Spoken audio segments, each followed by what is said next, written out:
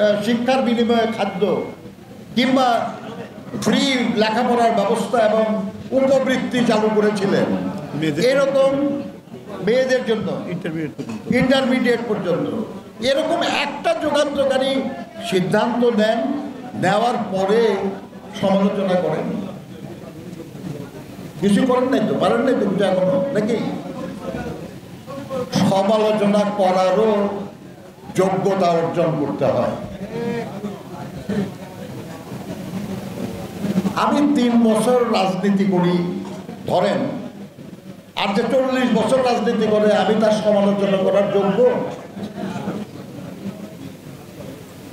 যত বিদ্যাই থাকুক আমার না, এটা মাঠের কাজ,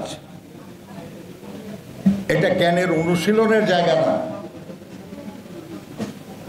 পরামর্শ দেন, সমালোচনা করেন না। এই দুটোর মধ্যে তফাৎ আছে। আমরা গণতান্ত্রিক রাজনীতিতে বিশ্বাস করি, আর গণতান্ত্রিক রাজনীতিতে নির্বাচনে প্রতিদ্বন্দ্বিতা করেই আমাদেরকে বিজয়ী হতে হয় এবং দেশের কল্যাণের জন্য আমাদের যে কর্মসূচি সেটা বাস্তবায়নের জন্য আমাদেরকে বিজয়ী হওয়ার চেষ্টাও করতে হয়।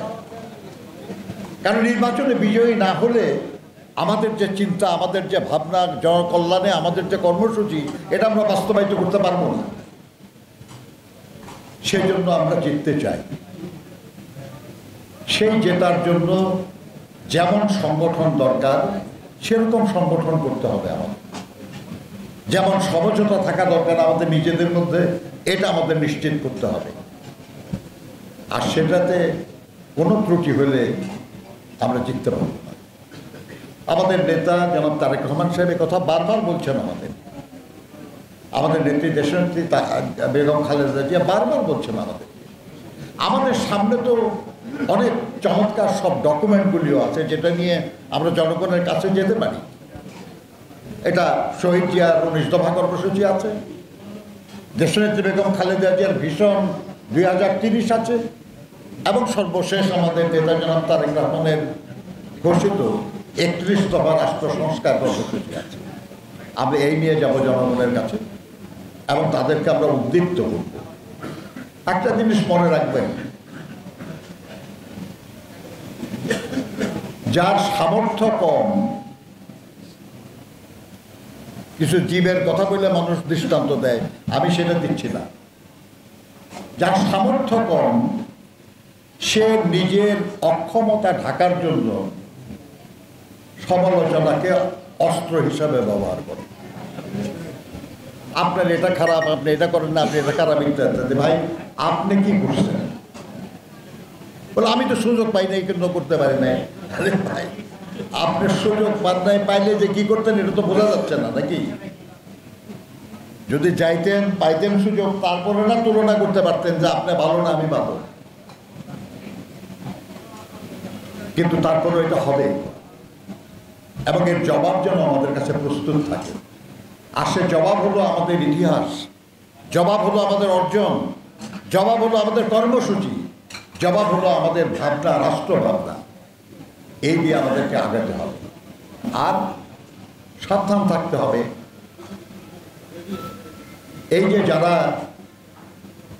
মিথ্যা সমালোচনার মাধ্যমে অসহায়ের আর্তনাদ করছে, এরা অসহায়ের আর্তনাদ করে, তাদের সামর্থ্য নাই। সামর্থ্য থাকলে বলতাম এটা গর্জন, নাই, ওদের এটা আর্তনাদ। এই আর্তনাদের মাধ্যমে তারা সহানুভূতি পেতে পারে, প্রশংসা না।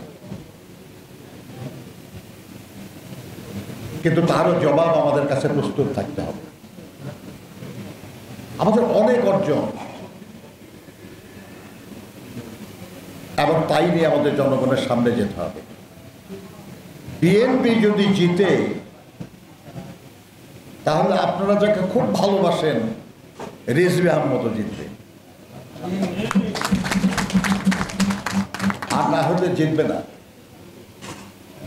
আমি বিশ্বাস করি রাজশাহী বিশ্ববিদ্যালয়ে যারা তার সাথী ছিলেন, রাজশাহীতে যারা যারা সাথী ছিলেন, তার অনুরাগী যারা ছিলেন,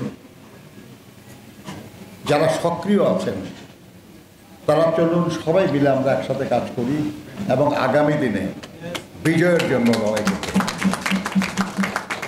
আপনাদের সবাইকে ধন্যবাদ। আল্লাহ হাফেজ। বাংলাদেশ।